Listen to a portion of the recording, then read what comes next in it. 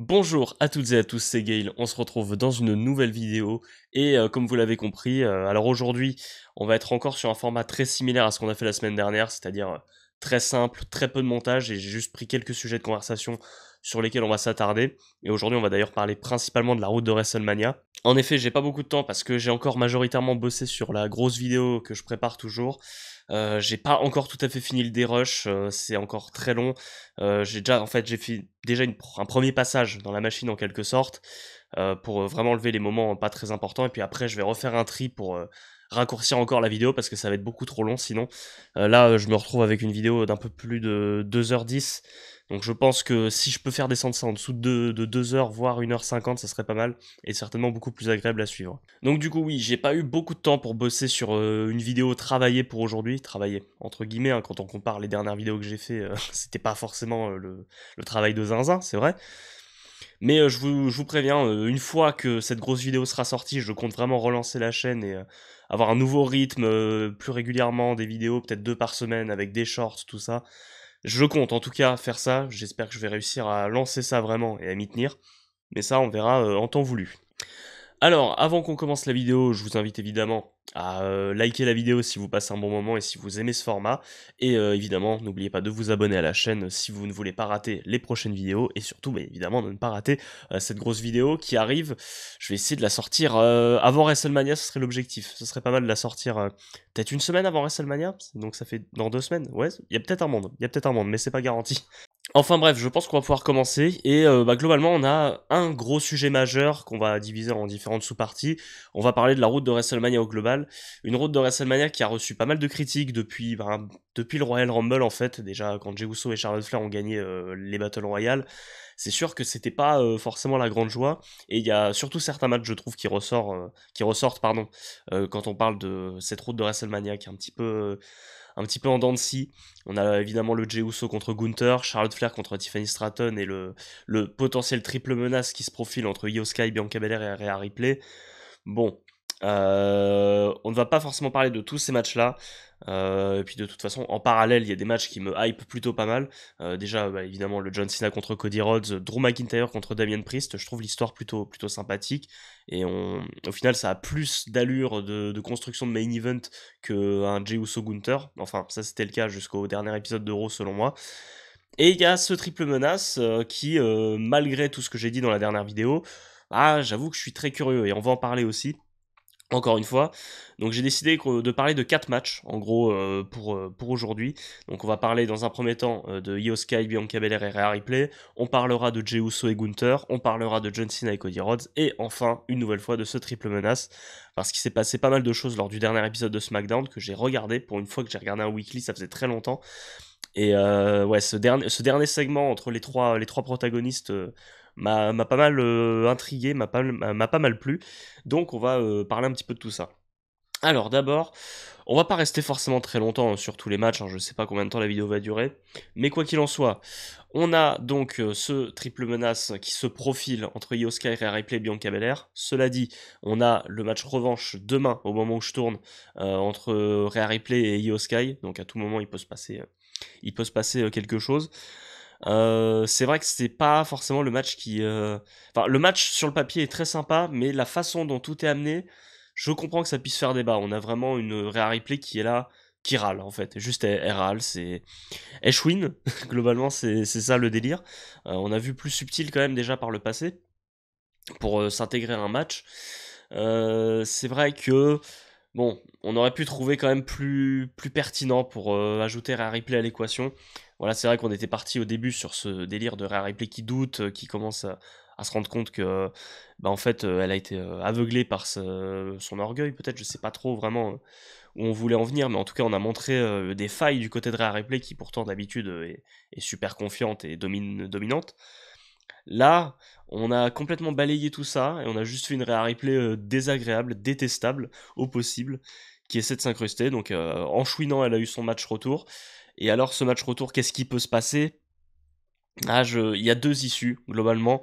Alors soit Rhea Ripley gagne clean et on a Rhea Ripley contre Bianca Belair à WrestleMania, ce qui me dérangerait pas particulièrement parce que c'est le match que j'attendais au départ. mais c'est vrai que écarter Io Sky comme ça d'un coup de l'équation, je trouverais ça un peu dommage.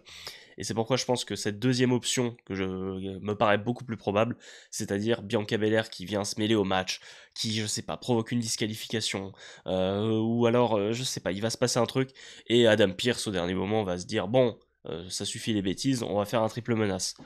Je vois une de ces deux issues. Quoi qu'il en soit, le match,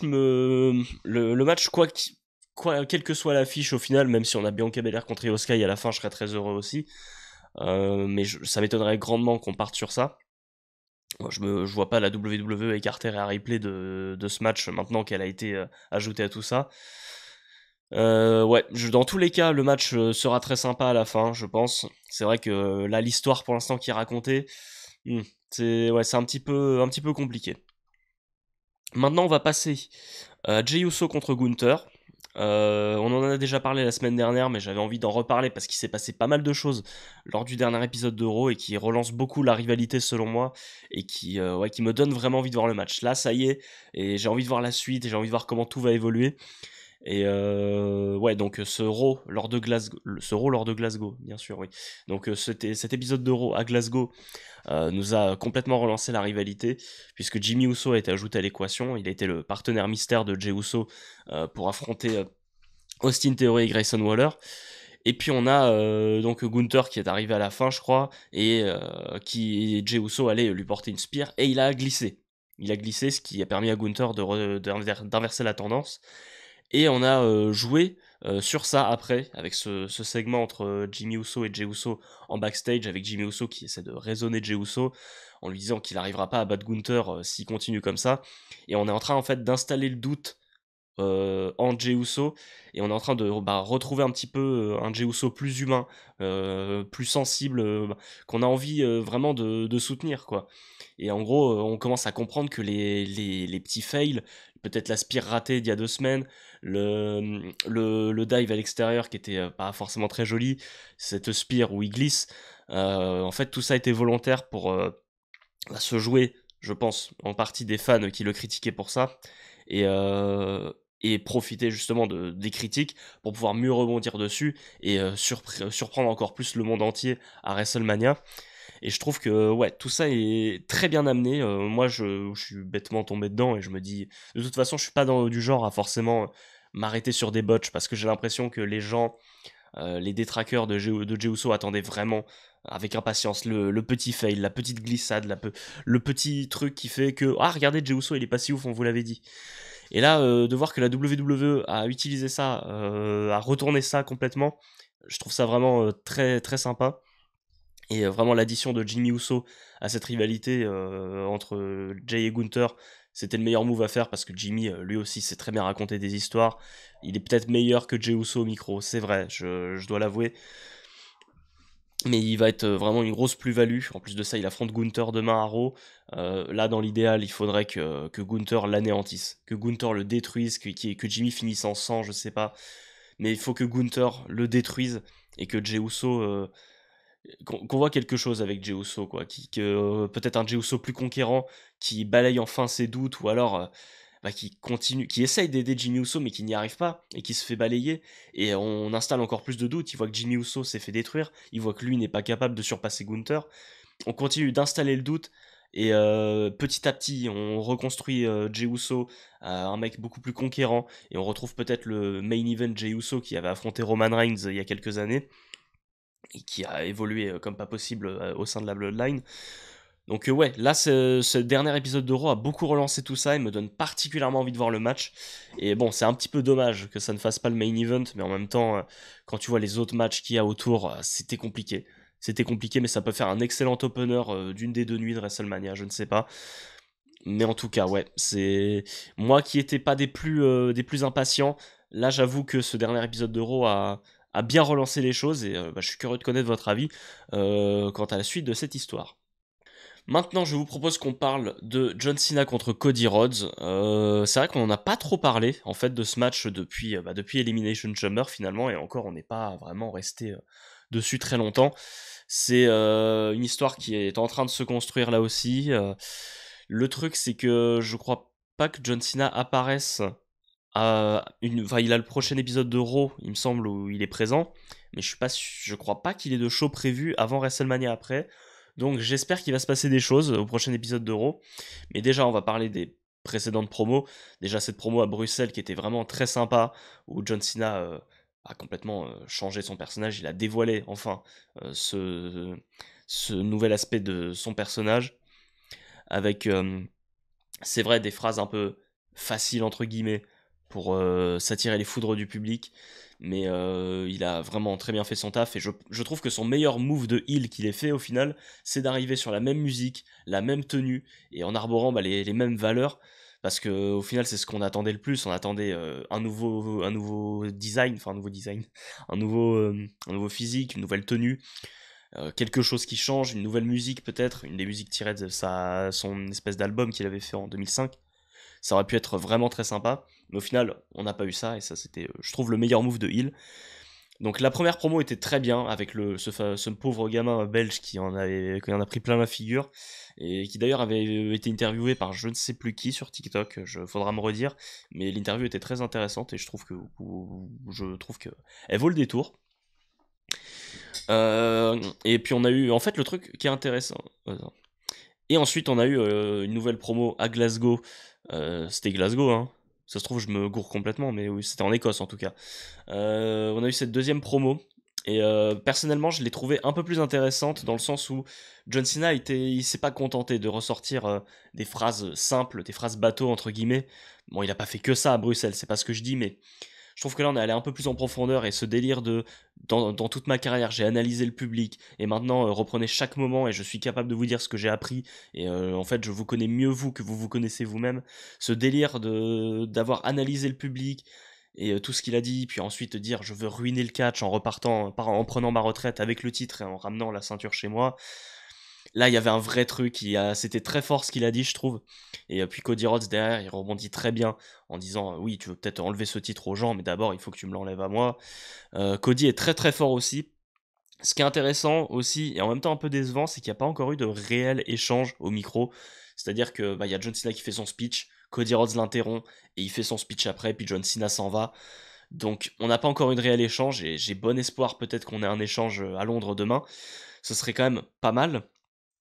Mais ou en tout cas, l'histoire se construit tranquillement. La seule interrogation que j'ai, c'est quid de The Rock. The Rock n'a toujours pas été mentionné la moindre fois depuis Elimination Chamber en fait. Et je suis en train de me dire, est-ce que vraiment c'était réellement une association avec The Rock, ou c'était juste pour donner une image forte à Elimination Chamber et bien confirmer que John Cena a changé de camp. Je sais pas trop. Je sais pas trop, mais ouais, je sais pas. Putain, je sais pas quoi dire. Mais je me demande vraiment ce que The Rock va avoir comme rôle à jouer dans le main event de WrestleMania, parce que je vois pas la WWE se passer de The Rock. Mais en même temps, on n'a pas parlé de lui, on ne l'a pas ne serait-ce qu'évoqué, on n'y a même pas fait référence, si ce n'est dans les promo clips, on revoit le turn de John Cena, c'est tout. Ouais, je suis très curieux de voir comment The Rock va s'imbriquer avec tout ça. Mais en tout cas, oui, les promos, ça, c'est peut-être un des matchs qui crée le plus d'engouement, parce que voilà, c'est le nouveau John Cena, ça va être son premier match en tant que heel, face à un Cody Rhodes plus fort que jamais, qui est sorti vainqueur de sa rivalité avec Kevin Owens, où il a failli tuer ce dernier dans un match incroyable au Royal Rumble. Ouais, c'est peut-être le match qui me hype le plus pour l'instant à WrestleMania, clairement, parce que en fait, il y a encore beaucoup d'interrogations. Il y a beaucoup de choses qui ont été dites, mais il y a encore tellement de questions en suspens. Est-ce que John Cena va finalement changer de look? Est-ce que voilà, c'était look que je cherchais tout à l'heure comme mot. Mais est-ce qu'on va vraiment rester sur ça avec John Cena, ou on va avoir un changement complet pour WrestleMania? Je pense honnêtement qu'il prépare le changement total pour WrestleMania, ou peut-être l'après WrestleMania. J'espère en tout cas. Maintenant, si je devais pronostiquer un vainqueur, ça c'est la grosse question quand même. Euh, Là, pour le coup, je suis excessivement partagé, parce que pour moi, les deux issues peuvent être hyper intéressantes. D'un côté, on a John Cena, voilà, qui dit prendre le titre, battre le record de Ric Flair, et partir à la retraite avec ce titre. C'est vrai que ça paraît intéressant, ça peut être une piste intéressante, mais de l'autre côté, il y a Cody Rhodes qui est juste le gars, le pibe de oro, pardon, de la compagnie. Que moi perso, si je devais choisir uniquement avec mon cœur, je serais pour Cody Rhodes. Je préférerais voir une victoire de Cody Rhodes et John Cena, il y aurait peut-être une remise en question derrière, pas de face turn tout de suite, mais peut-être prendre le titre plus tard dans l'année, peut-être du côté de SummerSlam, peut-être même au tout dernier show de l'année, potentiellement un show qui sera en son hommage, en son honneur plutôt, c'est plutôt ça le terme, et à la limite il prend sa retraite, il rend le titre à la fin, parce que je vois pas John Cena prendre sa retraite en tant que heel, honnêtement ça me surprendrait. Le feel good moment serait pas pareil, même si ça restera dans tous les cas un moment très émouvant, mais je pense qu'il peut pas finir l'année en tant que heel, ça me paraît impossible. Et je me dis, en fait, est-ce que ce serait pas mieux, dans un sens, qu'il gagne le titre en tant que face plutôt qu'en tant que heel? Ouais, c'est compliqué, mais quoi qu'il en soit, moi je suis très impatient de voir ce match. In-ring, ça sera peut-être pas le plus grand match de tous les temps, parce que voilà, on sait que John Cena en 2025, c'est plus John Cena de 2010, de 2008, les années 2000 en tout cas. C'est clairement plus la même personne. On l'a bien ressenti quand même, je trouve, que ce soit au Rumble ou au Chamber. Même si au Chamber, je trouvais que ça a été, mais au Rumble, j'ai trouvé que c'était pas toujours, pas toujours trop ça. Donc, à voir. Je pense que, en tout cas, je pense que c'est le match qui est le mieux amené pour l'instant. Le reste, en tout cas, on a bien relancé le Jey Uso Gunther, mais ce match, vraiment, c'est un match de WrestleMania, quoi. C'est vraiment WrestleMania, et très hâte de voir ce match, tout simplement. Et enfin, on va parler dans un dernier temps. On l'a déjà fait la semaine dernière. J'avais été plutôt un peu aigri, on va dire, vis-à-vis de ce match, le triple menace entre Roman Reigns, Seth Rollins et CM Punk. Mais on a eu du coup cette promo du côté de Londres que j'ai regardé et qui a pas mal relancé tout ça, qui m'a pas mal fait changer d'avis sur le match. Alors, ne me faites pas dire ce que je n'ai pas dit. Le match de base est stylé. C'est une très belle affiche. Moi, je suis pas contre voir ces trois-là se foutre sur la gueule. Cependant, voilà, comme je l'ai dit, c'est ce qu'on nous enlève. En fait, c'est qu'on aurait pu avoir un gros Roman Reigns contre Seth Rollins. On l'aura pas. On aurait pu avoir un CM Punk contre Roman Reigns. On l'aura pas tout de suite, pas à WrestleMania. On aurait pu avoir l'ultime match entre CM Punk et Seth Rollins. On l'aura pas non plus. Voilà, c'est ce qu'on nous enlève. Et il y avait le fait qu'il n'y ait pas trop d'enjeux dans ce match. Mais encore ça, je peux accepter, tu vois. Parce que c'est une belle affiche dans tous les cas. Voilà, il y avait surtout ce problème de ce qu'on nous enlève qui me posait problème. Mais cette signature de contrat à Londres a pas mal relancé les choses. Déjà, Roman Reigns a été incroyable. Il m'a régalé, il a kiffé avec le public qui chantait son nom. On a retrouvé le Roman Reigns dans la blague, très chill, qui se pose pas de questions, qui est un peu nonchalant, irrespectueux, qui prend les gens de haut. Enfin, c'est du grand Roman Reigns, quoi. Et là, on s'est bien régalé. On arrive du coup à ce moment où CM Punk va signer le contrat et on voit qu'il cherche dans les pages, il cherche quelque chose. Et Paul Heyman va l'aider sous les ordres de Roman Reigns. Et Heyman lui annonce qu'il sera bel et bien dans le main event de WrestleMania. Et on a beaucoup d'émotions d'ailleurs. Paul Heyman qui a la voix tremblante, Punk qui a les larmes aux yeux. C'est un moment magnifique. Là, on sent que c'était réel. C'était un très beau moment. Puis il y a Seth Rollins qui pète un câble, qui voulait vraiment pas CM Punk dans le main event, il l'a pas mérité, tout ça, tout ça. C'est à cause de Roman Reigns que CM Punk en est là. Et puis Roman Reigns d'ailleurs demande des remerciements à CM Punk, et CM Punk le remercie, tout ça, merci mon chef tribal, grâce à vous je peux vivre mon rêve. Et il termine en disant que ce n'est pas la faveur que Paul Heyman lui a accordée. Et là, c'est là que tout est relancé, je trouve. Déjà que la promo, la signature de contrat en elle-même était vraiment sympa, les échanges étaient très intéressants, mais là on a eu cette bombe lâchée, cette pipe bombe, je sais pas si on peut dire ça comme ça, mais cette bombe lâchée par CM Punk à la toute fin de la promo, et le show se termine là-dessus en plus, donc là il y a énormément d'interrogations, et on voit la réaction de Paul Heyman que ça pourrait poser des problèmes. Des gros problèmes, parce que voilà, Paul Heyman il est en mode pourquoi t'as dit ça, il y a Roman Reigns qui est là, fallait pas le dire. Et donc là, oui, qu'est-ce qui va se passer? Quelle est cette faveur? On se demande toujours. Et là, il y a encore plus d'interrogations parce que tout le monde se disait, c'est tout simplement d'intégrer le main event de WrestleMania. Et rien de plus. Non, ça va être certainement autre chose.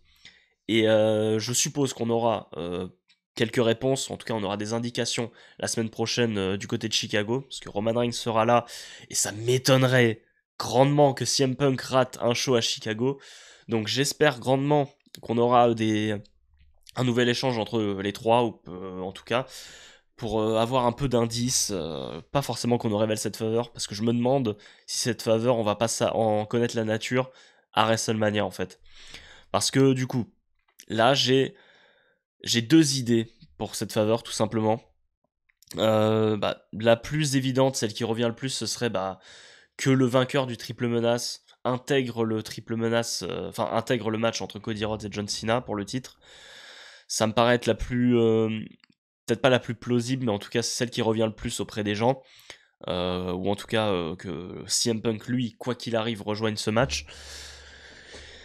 L'autre possibilité, c'est ce que je me dis, c'est que Paul Heyman, tout simplement, rejoindrait CM Punk et laissant tomber Roman Reigns, et peut-être même, dans une autre mesure, trahirait Roman Reigns pendant le match et lui coûterait la victoire. Admettons, alors que Seth Rollins, que Roman Reigns, du coup, s'apprête à remporter le match et que Paul Heyman, un peu similaire à Money in the Bank en 2013, quand Paul Heyman se retourne contre CM Punk, justement. Ça me paraît être très plausible et limite plus plausible que le main event avec John Cena et Cody Rhodes. Le seul truc, c'est que Paul Heyman qui rejoint Punk, dans l'état actuel des choses, je ne vois pas de grand intérêt. Je pense pas que Paul Heyman soit vraiment nécessaire pour aider CM Punk. Il se débrouille déjà très bien tout seul. Donc ouais, je sais pas si c'est forcément le bon move, et si Paul Heyman devait s'allier à un nouveau catcheur, je partirais plus sur une star montante, et celui qui revient beaucoup depuis des mois aussi, c'est Braun Breaker forcément, mais bon, c'est pas la question pour l'instant. Mais je me dis que en fait, il y a peut-être un monde où, au final, la faveur, Paul Heyman il dit au cul, et il rejoint Seth Rollins. C'est un truc qui revient pas mal aussi, parce que là vraiment si on est dans cette direction, on brouille complètement les pistes du côté de la WWE, parce que Paul Heyman est clairement très proche de Roman Reigns et de CM Punk, mais pas du tout de Seth Rollins. Ça se voit directement, et justement ça pourrait être un swerve hyper intéressant qui prendrait tout le monde de court, et Rollins sortirait vainqueur de ce match grâce à Paul Heyman. C'est quelque chose qui revient pas mal, mine de rien, et là, par contre, encore une fois, je vois pas trop l'intérêt d'en arriver là, parce que Rollins avec Paul Heyman, quoi, ça ne fait aucun sens. Alors, ça fait autant de sens que quand Roman Reigns s'était allié à Paul Heyman 5 ans plus tôt. Certes, parce que Paul Heyman était l'ennemi de Roman Reigns depuis des années, mais c'est le cas aussi pour Seth Rollins. Et le truc, c'est que Seth Rollins, comme CM Punk, il a besoin de personne vraiment pour l'épauler, quoi. Il se débrouille très bien tout seul, à moins qu'on sorte un tout nouveau Seth Rollins, plus dominant, beaucoup plus sérieux, qui arrête de faire sérir et ressortir « je suis un révolutionnaire, je suis tout ça, je suis Monday Night Rollins ». Peut-être, mais le truc, c'est que ça n'a pas de grand intérêt. Mais quoi qu'il en soit, la faveur de Paul Heyman, je pense qu'on le saura en temps voulu de toute façon. Ce qui est sûr, c'est que ça relance grandement ma hype pour ce match. J'étais déjà curieux, c'est vrai, mais là, il y a vraiment un truc qui se crée. Il y a vraiment un engouement. Ils ont vraiment fait le bon move en coupant le show juste après la phrase de CM Punk. Donc ouais, je sais pas trop où aller maintenant sur ce thème. Quoi qu'il en soit, ma hype globalement est bien relancée pour WrestleMania. C'est vrai que j'ai eu une période là où j'étais c'était un petit peu entre deux, quoi. Je suivais surtout les gros programmes. Là, j'ai regardé le dernier épisode de SmackDown et il s'est passé pas mal de choses très intéressantes, et combiné au dernier épisode de Raw, il y a des rivalités qui ont été relancées. Et du coup, ouais, je suis plutôt impatient.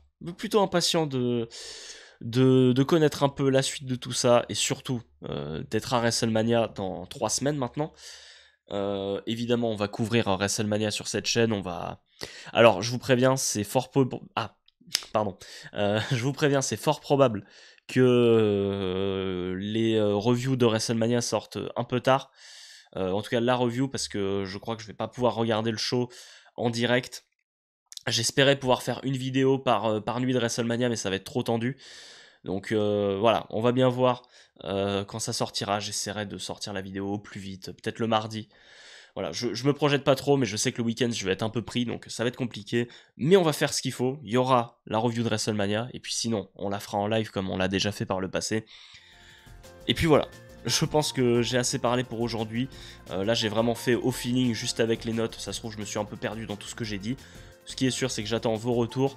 Et puis, bah, n'hésitez pas à liker si vous avez passé un bon moment. Mettez un petit pouce bleu, ça soutient beaucoup la chaîne. Ça aide énormément à grandir ici, sur cette chaîne. Ça y est, je m'en mêle les pinceaux. Enfin bref. Et surtout, abonnez-vous à la chaîne pour ne rien rater des prochaines vidéos. Et sur ce, je vous dis au revoir et à la prochaine pour plus de catch.